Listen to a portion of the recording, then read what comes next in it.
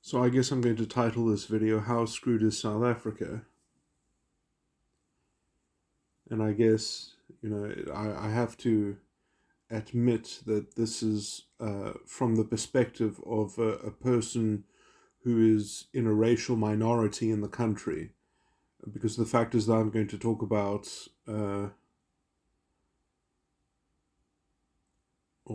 race is a huge factor in politics because there's so much racialistic legislation uh, currently on the books, and there's a heightened, identity politics, racial consciousness that has been promoted in the country since 2008, since Thabo Mbeki brought in black economic empowerment, which should have been struck down as unconstitutional, but the courts went along with it under the cover of essentially parliamentary sovereignty, even though we don't live in a country, we're supposed to live in a country with constitutional supremacy.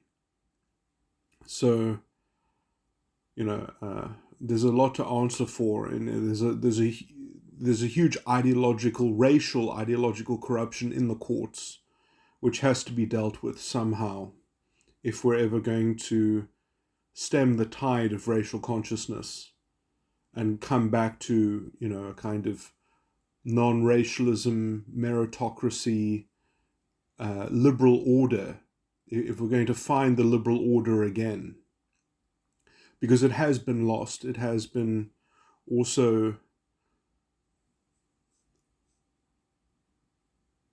berated, and the ANC itself has opened its doors to a kind of ethno-nationalism, black ethno-nationalism, which is going to come back to haunt them if they're going to now play the moderates, if they're going to portray themselves as the non-racial moderate kind of party that I think is the only really viable option that the ANC has going forward. Now, that's the harder path. It's very easy to tap into blind hatred, especially when you don't deliver for your own people. You need to find a scapegoat. So the ANC has naturally defaulted into racial scapegoating and blaming minorities, essentially, and creating quite a disgusting and untruthful propaganda machine around itself, against its electoral arch nemesis, the DA, which actually promises clean government as well as clean morality on a lot of points. I think I should also point out that, and no one has talked about this in South African politics, that racism breeds socialism in ideological terms. People forget that Hitler was a socialist, essentially. That the National German Workers' Party, the National Socialist German Workers' Party, is what Nazi translated means in English. And, it was the hate for the Jews, as well as, for example, in Stalinist Russia, it was the hatred for the kulaks that helped cement a kind of ideological identity, and it really is needed in order to balance a worldview that needs a kind of protagonist in response to some kind of antagonizing model of self-sufficiency. The kulaks were very resourceful. They're very much like the Afrikaner Boere. They're self-sufficient, they're productive people. You can see how hate is being stirred in the country against such groups, because self-sufficiency itself has to be cast out as some kind of kind of dark magic, or some kind of illegitimate, ill-gotten thing that's being stolen from the general population. That some person's success is somebody else's detriment, is somebody else's exploitation. So you have to get that zero-sum thinking, and you need to center that around some kind of antagonizing group of people. So the Nazis had the Jews, and the Stalinists had the kulaks, and they were also actually quite anti-Semitic. It's interesting how racism is such a close cohort of socialistic thinking. You start getting into these base generalizations. You start getting into a very simplified worldview where there are good guys and bad guys. And, well, anyway, that's something that needs to be drawn out more, I feel.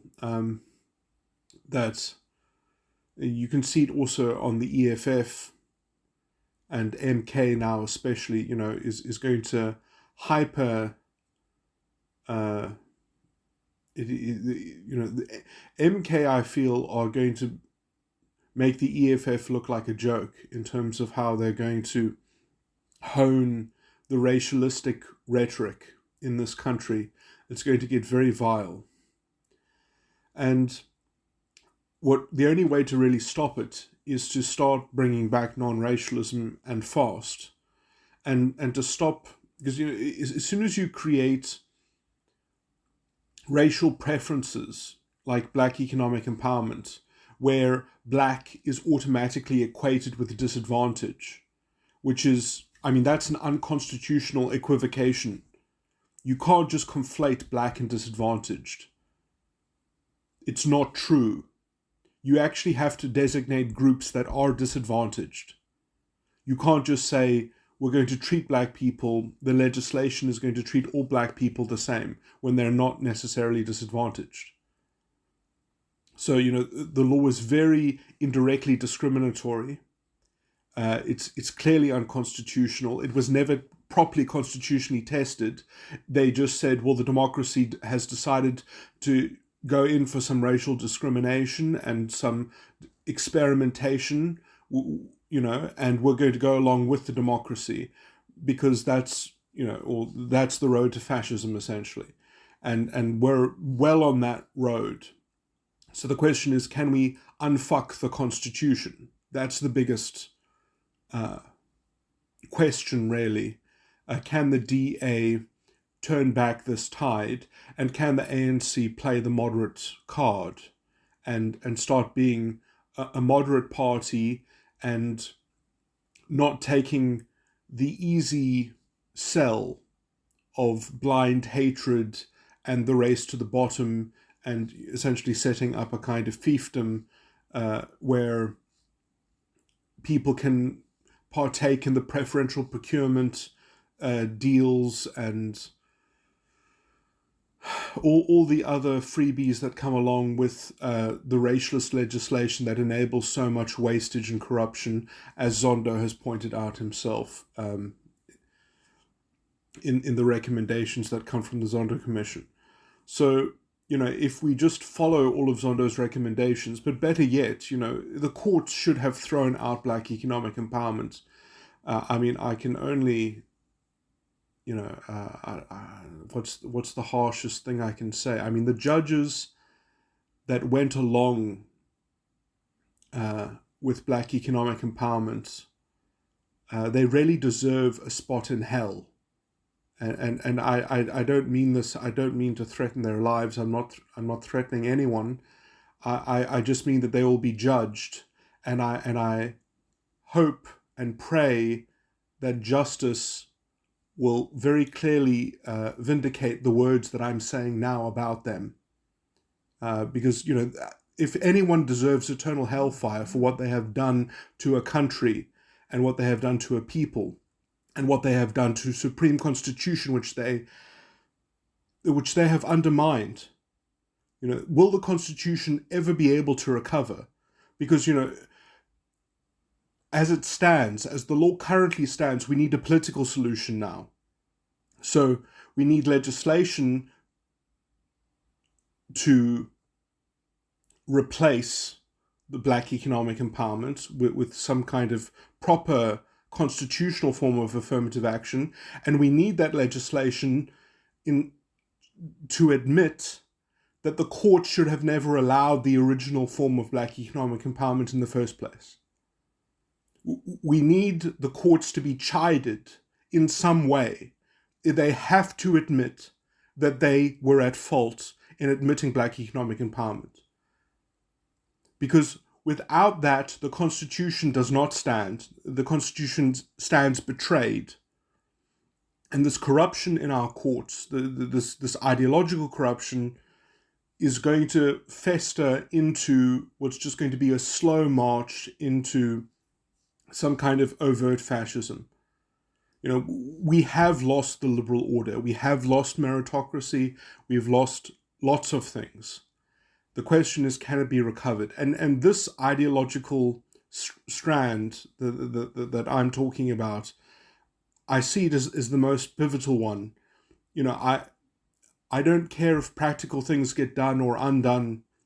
Without this ideological revision, without this ideological reform, it's going to be the nexus around which we're going to spiral into a racialistic abyss.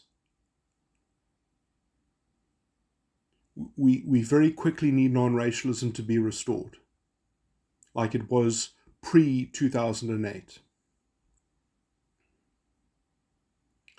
Now, I can go into, some specific reasons for that, but basically, when you hand out goodies based on race, when you hand out preferential treatment, and that becomes an expectation of people to be treated preferentially based on the color of their skin, obviously they're going to rationalize it. Obviously they're going to justify it.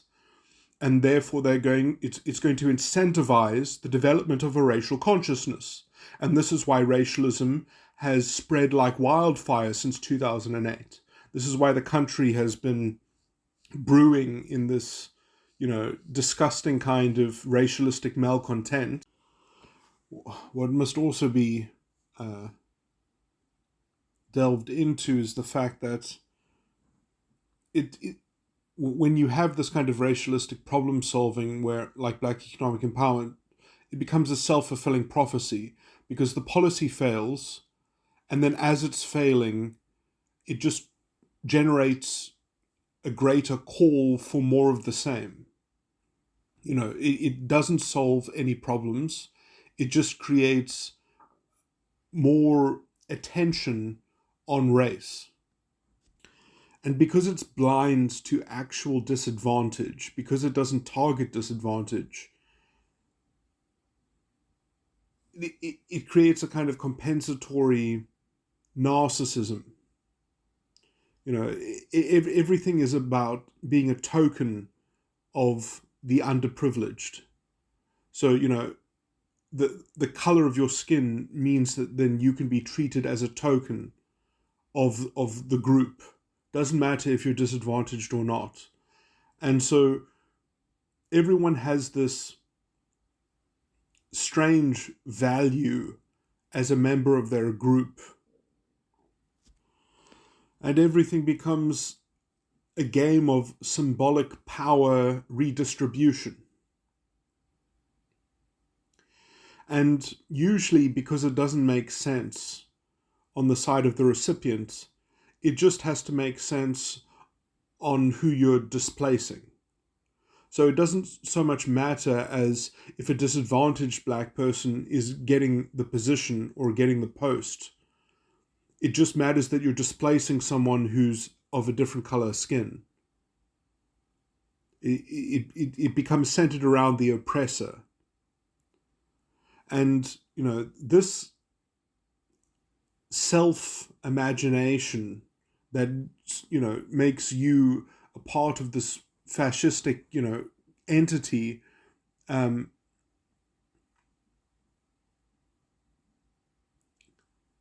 of a racial consciousness. It seems to offer this kind of imaginary liberation because you can reimagine yourself as a member of this group which is perhaps envious of something that somebody else has or that another group seems to have, based on some kind of stereotypical generalization matrix, or the identity matrix. So you have this idea that, well, this thing should be redistributed. So then you can reimagine yourself, and you can take yourself as a blank slate in some kind of thought experiment of reimagining what the world would look like, redistributed across the identity matrix. And, as a conceptual sort of game, you can you can run that very limited gauntlet, of doing these kinds of additions and subtractions, but I mean, essentially what you're doing is you're creating a mechanism in your mind where you can convert what you're envious of into a kind of jealousy of something that was stolen from your group, from history, from the past, as a kind of as a nominal theft against your group. So whatever you might be envious of, you can just convert it into jealousy. And so, that gives you a feeling of possessiveness and a feeling of power. And this is the fray, shrill, fascistic, mentality that is now called progressive. I mean, now the word progressive literally just means fascist in South African politics. That's how far we've gotten. So, yeah, can the ANC forego this kind of ideological sorcery? Can they leave it to the EFF and the MK and distinguish themselves? It remains to be seen. They have defaulted to the crude racialism. They have defaulted to lying about the DA many, many times. They campaigned on the basis that the DA would remove grants from people and that the DA would bring back apartheid, even though the DP and the DA have been opposed to all kinds of racialism in its history and fought apartheid. It's quite disgusting.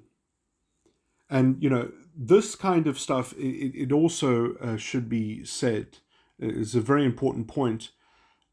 You couldn't get away with that kind of campaigning if we actually didn't have a corrupt media. I mean, there must be lots of cadres all over the media. And, obviously it's also a product of the racialism. That people can't see the wood for the trees anymore. And there's, such a propagation of this so-called progressive narcissism and vulnerable narcissism around the black identity that, you can just make up stuff and you don't have to shine a light and speak truth to power and, critically analyze anything. I mean, if we had a media that was actually committed to telling the truth or investigating anything in a non-partisan way, or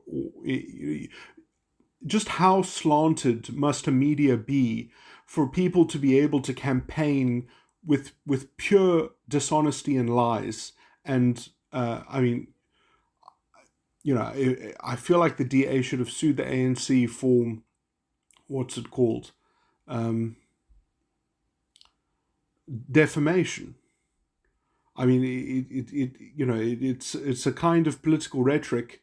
I mean, obviously they shouldn't be able to sue the ANC for defamation, because the media should make the truth known, that that the lies aren't pertinent, that it doesn't count as defamation because no one believes it, because the media drills down to reality. But we have such a biased and slanted and racialistically charged media that we can't get to honest places, and so the DA loses some section of black support that would have voted for the DA, but instead, because they believe some of the rhetoric from the ANC that the DA will bring back apartheid, that so we have a corrupt media, we have a corrupt court system, in the most profound sense of an ideological corruption. And can we turn back those things? I think we have to get back the institution of the judiciary before we get back the institution of the media, because without a baseline, without a reality check on what non-racialism means, the courts open the door for everyone to get gaslighted about racial boogeymen or racialistic rhetoric and propaganda. So the courts have skewed politics in South Africa by permitting black economic empowerment in the form that it's taken, and for the reasoning of how they permitted it as well, which was just the most cowardly betrayal of the Constitution ever. I wish I could establish a court and sentence these judges to treason, because they really have destroyed the moral fabric of South Africa. And that moral corruption is the seed of state corruption. And state capture was only permitted because of the moral corruption that the courts facilitated. And you can see it in the recommendations of Judge Zondo, that where he says that preferential procurement is essentially facilitating widespread tenderpreneurs looting the state just because of the color of their skin. So these are things that have to be wholesale revised and reformed. But can we re-establish the supremacy of the Constitution at the same time? I don't see how without the courts being chided. So I think that there must be legislation that actually admits in the legislation that the court should have never allowed the original form of black economic empowerment.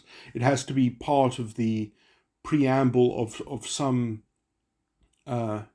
new form of affirmative action that lays out the morality of the Constitution, and that becomes secondary legislation that actually reaffirms that the courts can never shy away from applying the limitations clause, Section 36 of the Bill of Rights. In Section 36, you have to go through the lettered subclauses. You cannot avoid doing the actual fucking test. There's a real test in Section 36. You can't avert. You can't ignore that test and say, well, the word democracy is in the first sentence of Section 36. Therefore, if the democracy does something, we don't have to do our fucking job as judges. So we have delinquent judges, constitutional judges, that are not worth anything, really.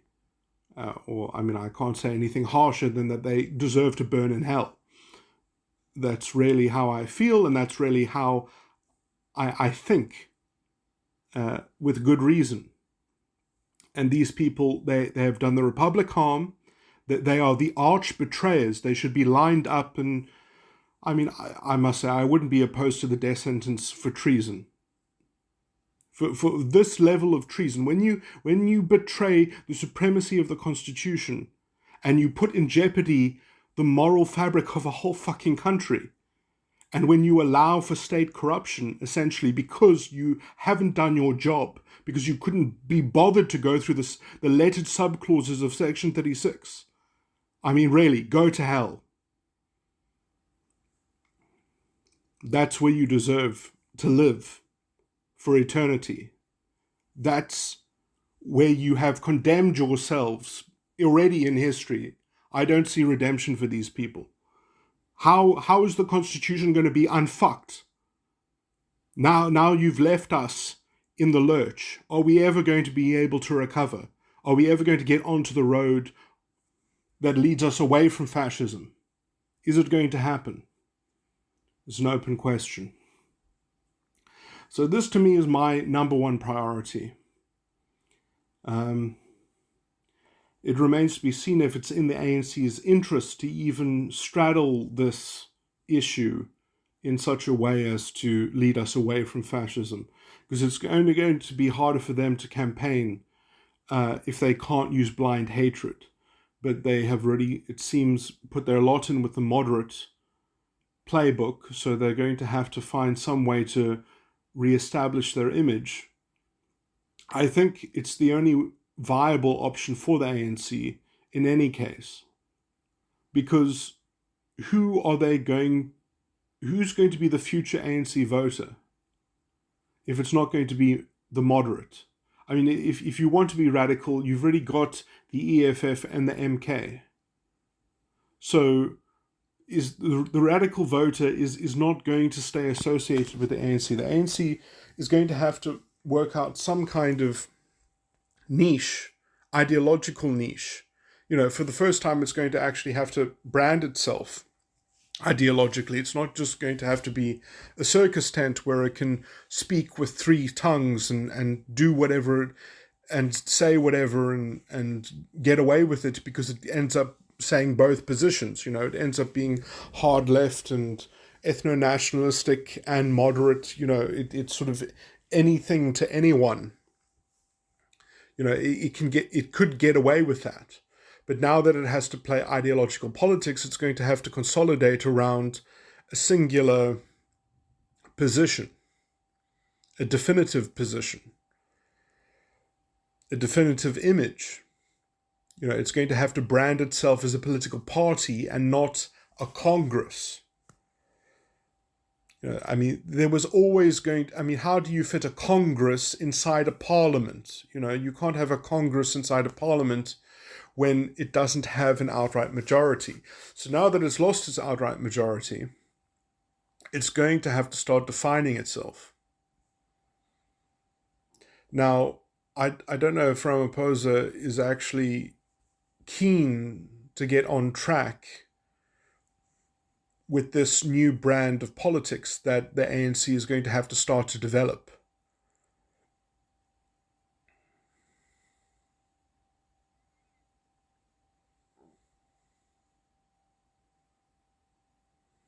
It could perhaps continue to play all sides as it has done before and just mediate and compromise with the DA and in that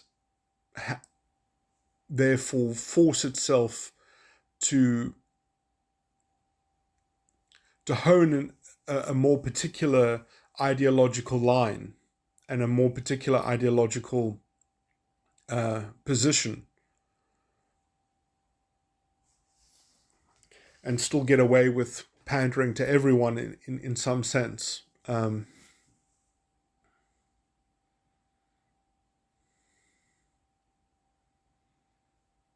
Maybe you can try to get the best of both worlds. Perhaps that's why the ANC is so desperate to include the Patriotic Alliance in the Government of National Unity, so that it can pretend to play factions off against each other and in that kind of ideological contestation of the other bickering, but I mean, it doesn't quite work because the numbers only make sense. The ANC and the DA have to agree, essentially. And the IFP is very ideologically uh, consonant with the DA enough.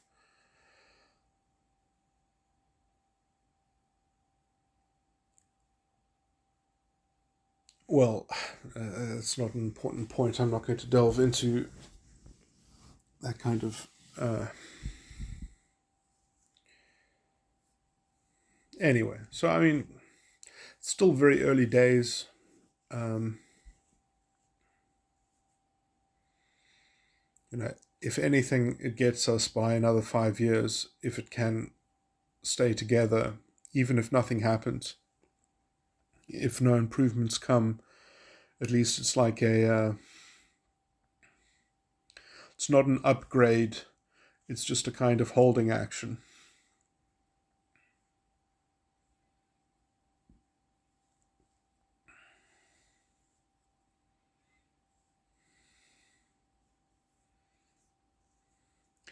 But again, that's to focus on the practical side of things. Whereas the ideological side of things, if nothing moves, if the DA doesn't get what it wants in terms of re-establishing non-racialism, it's just going to be very uncomfortable for it.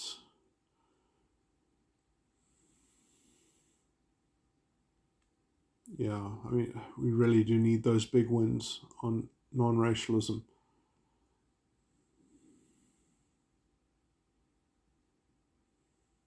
Just to hold the country together enough to make survival and the upside of, something better than survival, to make it